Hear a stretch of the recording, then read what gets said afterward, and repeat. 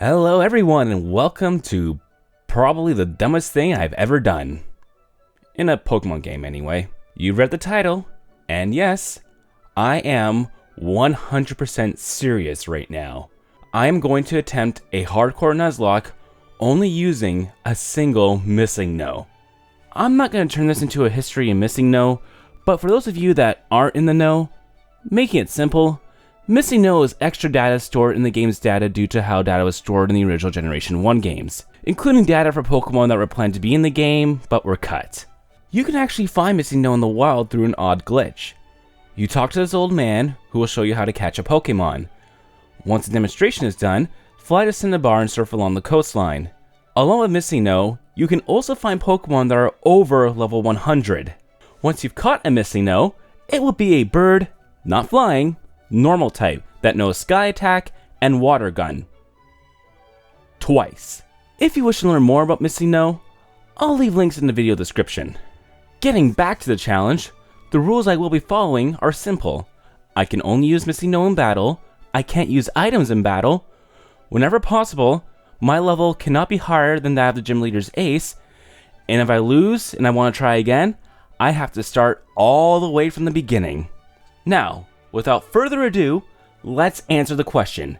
Can I be a Pokemon Red hardcore Nuzlocke with just a single Missingno?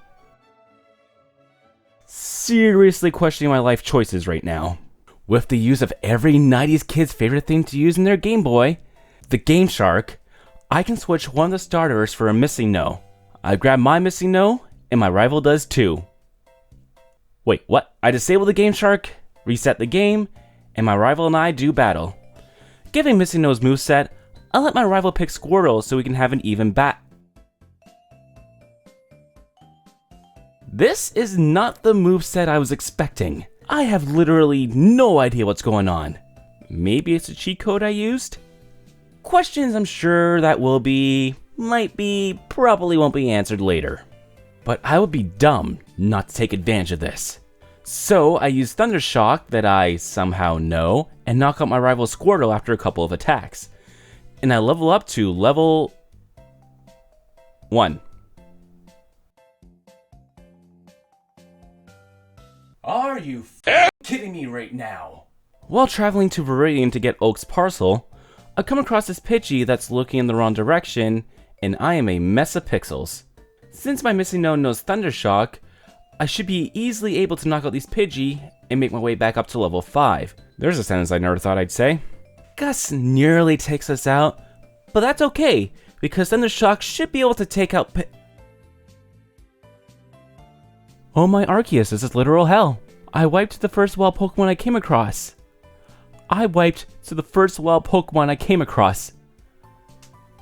Someone, please, take my trainer card.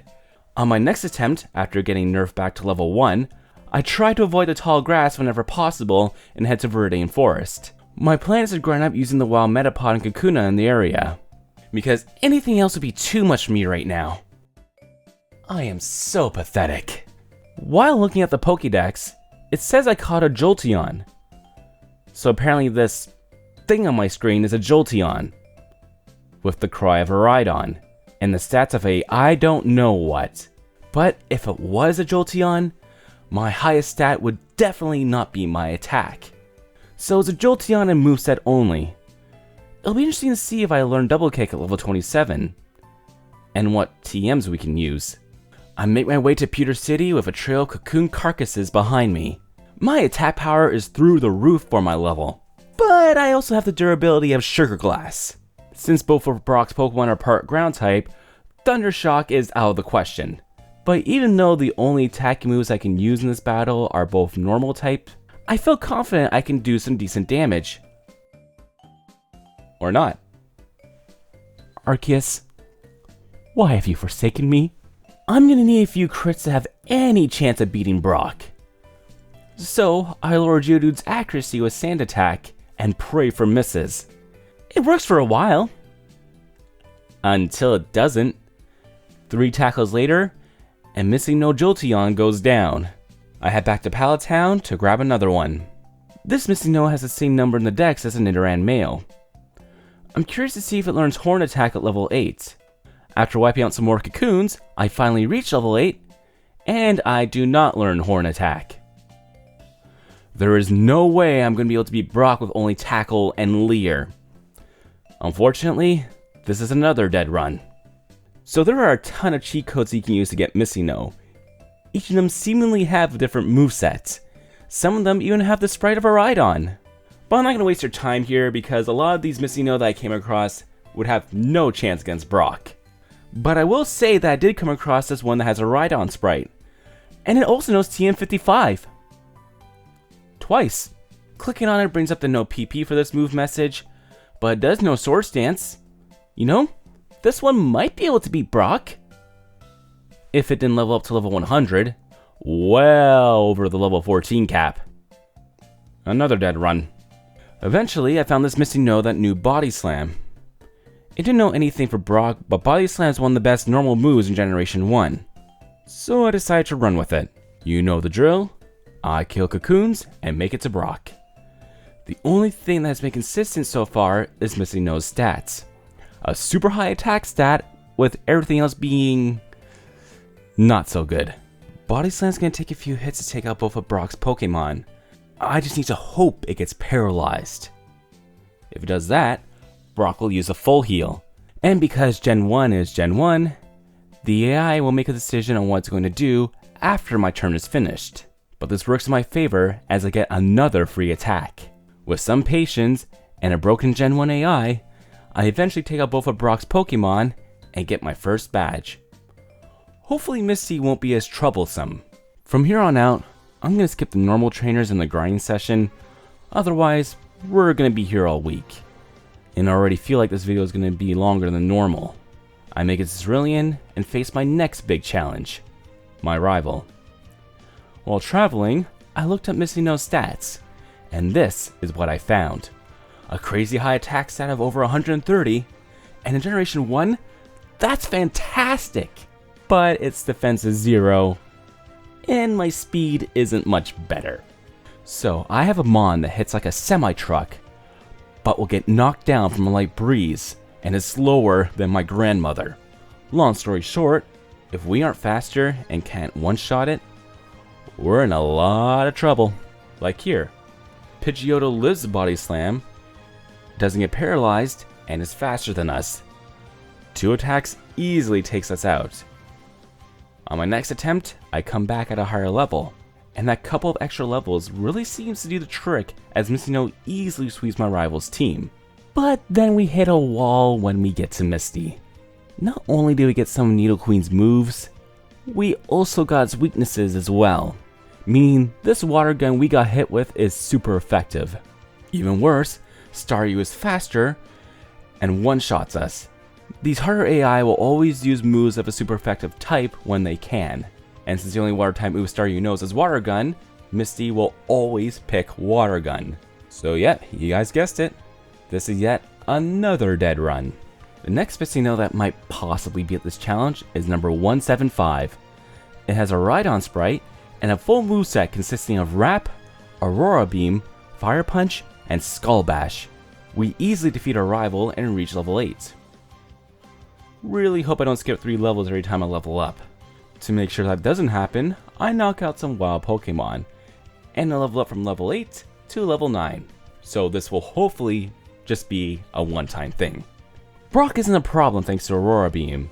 I've had a few battles at this point now, and the level up system seems to be working as per usual. After the battle, I decided to look up its stats, and this time, it's slightly different. I still have a great attack stat, but this time, I'm pretty bulky on the physical side. Our speed and our special stat is not great, but at least I can take a hit now. You know, this could be the run. I also found out that we're weak to poison type attacks, so meaning that we are either a grass type or a bug type, because bugs are weak to poison Generation 1.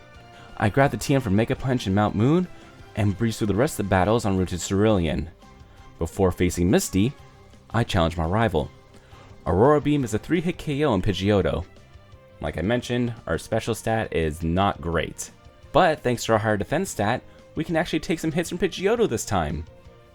Mega Punch one-shots Abra and Rattata, and two-shots Squirtle. I'm still not feeling confident with my battle against Misty, so I put her off for a little longer and head to Vermilion after grabbing the SS Anne ticket. I board said ship, walk into this room after battling this trainer, grab TM8, which contains Body Slam. And just my luck, Missingno can learn it, and I teach it to it right away. Not long after, I hit the level cap, so I have no choice but to battle Misty now. Body Slam one-shot Staryu. Starmie is a lot tankier than anything I've faced thus far. It hits us with Water Gun, dealing 20 points of damage. Body Slam deals about half to Starmie. Starmie uses Tackle this time, but that does next to nothing. Starmie manages to just live the second attack. Since it's paralyzed, we go first and finish it off with one last attack. It took us 11 attempts, but we're finally past the second gym. Since I've done all the non-avoidable battles, I head back to the SS Anne for another bout against my rival. His first two Pokemon only know physical moves, and since our defense is pretty darn good, everything his Pidgeotto and Raticate tries to do to us barely leaves a dent. While Body Slam is an easy 2-hit KO on Pidgeotto and 1 on Raticate, his first special attacker is Kadabra. It uses Disable. It didn't work. Body Slam one-shots it. Only one Pokemon left, Wartortle. It lives the first Body Slam and answers back with Water Gun. It crits, but to my surprise, we are still over half. One more Body Slam wins us the battle. With everything on the SS Anne taken care of, I head right for Surge's gym. It played out more or less how I thought it would. All of his Pokemon are faster than us, but Dig easily one-shots Voltorb and Pikachu. I had a scary moment with Raichu. It hit us with Thunderbolt, which, thanks to our poor special stat, nearly takes us out. Thankfully, I'm safe underground, and on my next turn, I one-shot it with Dig, grabbing Badge 3. From here on, I'm mainly gonna focus on the gym battles. I don't want this video to run for too long. No matter how much YouTube tells me the longer the better. I want to finish this video before your lunch break ends. The next gym leader up to bat is Erika. Victory leads for her, and to my surprise, it's faster than us. It tries to hit us with Poison Powder, but misses. Twice. Victory Bell manages to take 2 Body Slams and avoids the paralysis. Sadly for me, Poison Powder lands on the 3rd attempt, but it's too little too late as Fire Punch takes out Victory Bell. And if you knock out a Pokemon, you avoid chip damage from Poison in Generation 1. Tangela isn't a challenge at all. It only has 2 moves. Bind, a trapping move that will prevent us from attacking for 2 to 5 turns, which could be a problem on top of Poison, but it doesn't have the best accuracy. Then, Constrict, a base power 10 normal attack, the weakest move in the game. We don't get trapped from Bind, and thankfully, we take out Tangela in 3 attacks. That just leaves Vileplume. It's also faster and uses Mega Drain, which we resist, which still has me leaning towards that we're either a Grass type or a Bug type. Some of the Missingno have data for Pokemon that were supposed to be Generation 1, but didn't make the cut and were released in Generation 2 instead. Maybe we're an early prototype of Scizor or something? I don't know for sure, but what I do know is that Erika has nothing to hit us with, and Vileplume falls after 3 attacks. We're halfway there. Now we make a big jump in terms of level cap, going from 29 to 43, a level cap shared by both Koga and Sabrina. So before we face them, there's a few things we gotta take care of first. Completely forgetting about the game corner, in hindsight this would have turned out a lot better if I had remembered, I head to Lavender Town and face my rival again. And again, he leaves with Pidgeotto. It lands a quick attack that we take like a champ and answer back with Body Slam. It just hangs on. Pidgeotto lands a sand attack, causing our next attack to miss. It lands one more sand attack before falling. Our accuracy really took a hit. Dig manages to one-shot Growlithe, which is good because if I'm a bug or a grass type, that would have been a problem. Execute is where my problem started. Fire Punch lands, but sadly Execute just hangs in there. We get hit with Barrage, but it doesn't deal much damage. Our second attack misses, and we get put to sleep via hypnosis. We stay asleep for a few turns, as Execute chips away at us with Barrage.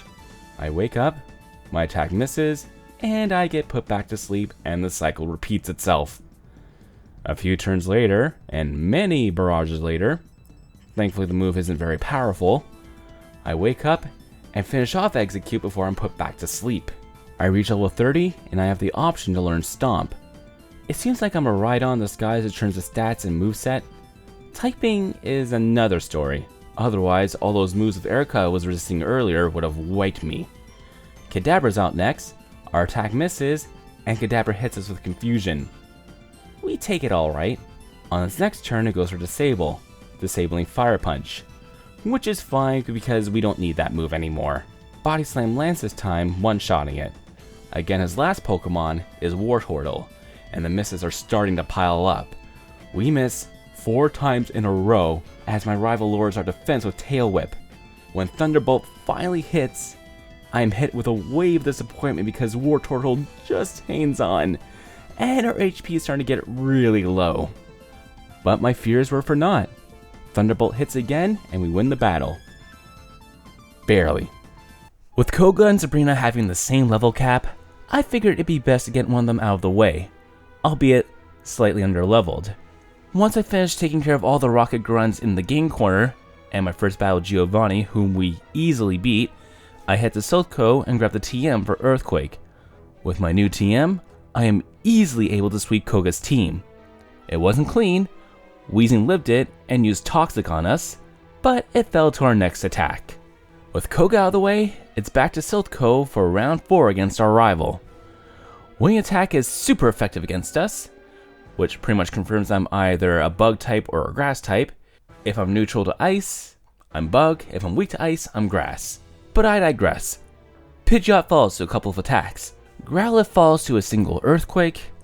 Execute lives an Ice Beam, but before it can put us to sleep again, it gets frozen. And it falls to a second Ice Beam. Alakazam uses Recover, despite being at full health. It still faints from one attack. Blastoise uses Withdraw, which is fine because we're using Thunderbolt, a special move. A couple of turns later, we win again. The second go against Giovanni wasn't difficult either. His Pokemon all fell to 1 or 2 attacks, knowing nothing that can counter me. I still wasn't feeling ready for Sabrina despite being at the level cap, so I rushed over to the Celadon Mall and bought as many Carbos as I can, so I can raise Missingno's special stat as high as it possibly can be. It could very well make the difference of me being able to take 2 attacks to being able to take 3 attacks, and I'm going to need every advantage I can get towards the end game. Done everything I possibly could do, it's time to challenge Sabrina. Kadabra outspeeds us and does some decent damage with Psychic, but falls to a single attack. Mr. Mime comes out and spends more time trying to boost its stats rather than trying to take me out. As a result, I take out Mr. Mime before it goes on the offensive. Venomoth tries to poison me, missing. Earthquake brings Venomoth down to the red. The second poison powder lands, but it falls to a second attack. Only Alakazam left. Of course, it's faster and lands a Psywave, which we take well. Body Slam almost takes out Alakazam, but we do get the paralysis. Now we're the faster ones. A second attack finishes it off, and we now have 6 badges. Let's go right for badge 7. This could be a run killer as I am weak to fire, and his Pokemon are fast. Missingno, however, is faster than his Growlithe, who gets one-shotted. Ponyta, on the other hand, is faster than us and traps us with Fire Spin, rendering us unable to move for the next 3 turns.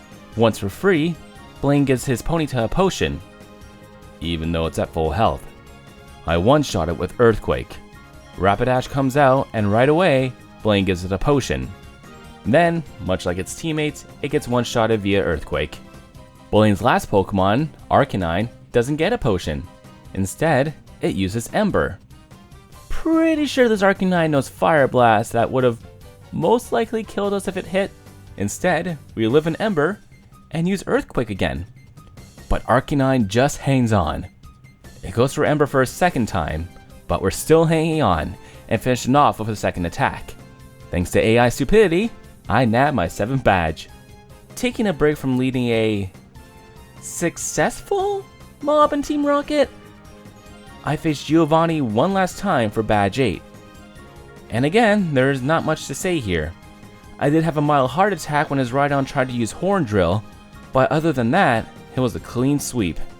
Before heading to the Indigo Plateau, I need to face my rival one more time. Pidgeot's wing attack is nothing more than a glancing blow. Rock Slide in return brings Pidgeot down to like 1 HP. We get hit with one more wing attack and finish it off with our next move. Both Rhyhorn and Growlithe fall to a single Earthquake. Execute barely tanks an Ice Beam and lands a Poison Powder. No biggie, being poisoned isn't the worst thing in Generation 1. Paralysis on the other hand, one more attack takes out Execute. Alakazam lands a Psy Wave on Missingno, causing confusion. We manage to get past it and one-shot Alakazam. Blastoise goes for Hydro Pump. That misses, thankfully. We shake off our confusion and land a Body Slam. On my rival's next turn, it lowers its head for a Skull Bash. We land a second Body Slam, resulting in paralysis. That makes us faster and gives us a chance to take out Blastoise with one more Body Slam. I am genuinely shocked we made it this far. Now there's only one question left to answer.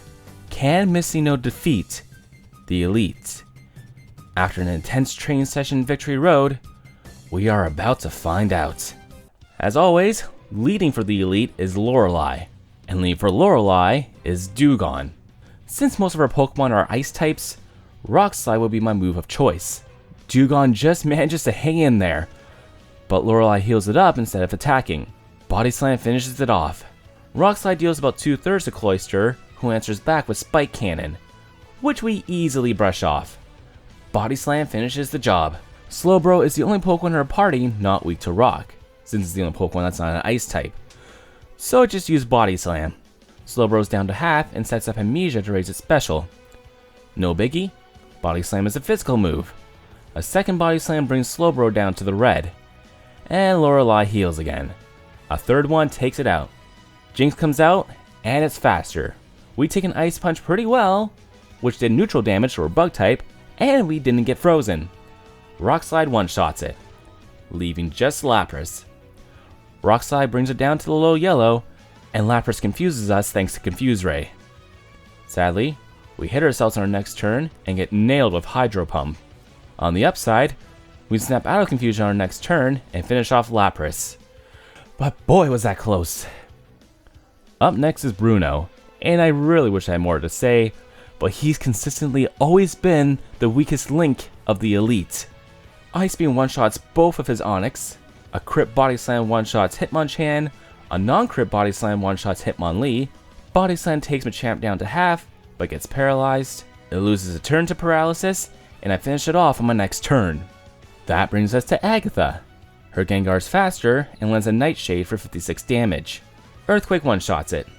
Golbat comes out next and uses Supersonic. That thankfully missed. Rock Slide takes it down to the yellow. Golbat goes for a second Supersonic, and it misses again. We finish it off, avoiding confusion. Earthquake one-shots Arbok. Haunter stupidly goes for Dream Eater, despite me not dreaming anything, and gets one shot. And you can pretty much copy and paste everything I said about Agatha's first Gengar and apply it here. We get Nightshaded, and it gets one-shotted. Rounding off the stable is Lance. Rock Slide brings Gyarados down to half. Leer drops her defense, and Gyarados falls to a second attack. Lance's first Dragonair falls to a crit Ice Beam. His second Dragonair lives in Ice Beam on 1 health, and we get hit with Dragon Rage. Dragonair falls to our next attack. Aerodactyl hits us with a crit Hyper Beam, doing decent damage. Thankfully, crits avoid any kind of stat drops in this generation. Otherwise, that might have hit us a lot harder than it actually did. And on the plus side, since we didn't faint, Aerodactyl's gonna need a recharge turn, so we get 2 free attacks. And 2 attacks is all we needed to take it out. That just leaves Dragonite. It uses Barrier, but I'm not using a physical move this time. I attack with Ice Beam, which Dragonite is quad weak to. But still it hangs on. I attack first this time, I guess we're speed tied, and finish off Dragonite. Okay, so I've had a couple close calls there, but I've got no time to rest. After healing up and restoring our PP, I head to the next room for our final challenge. Our rival, the current champion. I was really worried Pidgeot would try and go for Sky Attack, and after some calculations, I found out that none of my moves are a guaranteed one-hit KO. So I thought I'd try and put a stop to it by paralyzing it. But it uses Mirror Move instead. Another flying type move it knows. In Gen 1, a good AI will always pick a move of a super effective type in battle. It doesn't mean they'll always make the smartest decision. So I get a free attack. Bring it down to half, but no paralysis. It uses Mirror Move again on its next turn, body slamming us. No paralysis, thank Arceus. A second slam takes out Pidgeot. Second out is Alakazam, nailing us with Psybeam, but it falls to a single attack. Rhydon's turn, it lives in Earthquake and goes for Fury attack on us. We take it like a champ, and Rhydon faints for our next Earthquake. We're halfway there. Our next victim is Arcanine, but Arcanine is faster and uses Ember. We live it, but our health is starting to get dangerously low. But it does fall to a single Earthquake. 2 more left. Exeggutor comes out. It takes a crit Ice Beam a lot better than I thought it would. It still has a third of its health remaining. It stomps on us, which crits and brings us down to the red. But that's fine. A second Ice Beam should deal the... and it lives on 1 health. Here comes the barrage. And we're down to 15 HP. Exeggutor falls for our next attack, but we still have 1 Pokemon left, and we're barely hanging on. If Blastoise hits us with anything, we're a goner. I need a paralysis. The first body slam doesn't paralyze it, but it uses withdraw instead of attacking. This is it. We have another chance. A crit could finish it off. If not, we have a 1 in 3 chance of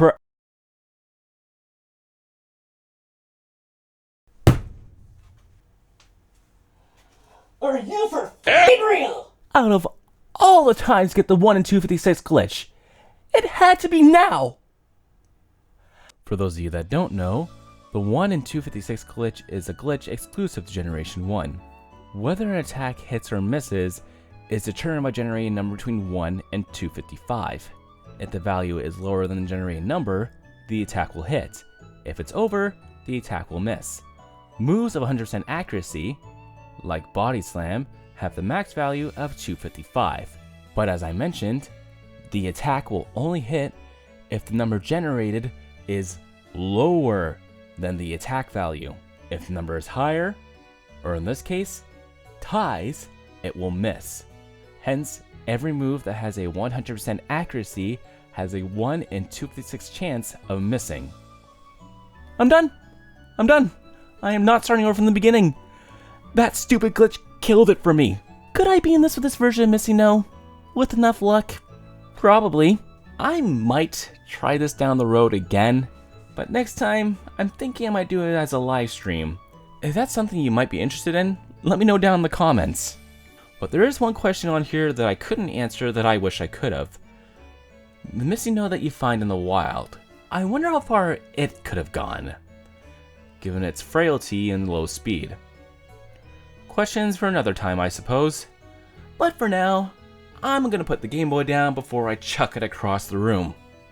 My name is Jeffrey Yuri, and I will see you all very soon. Bye.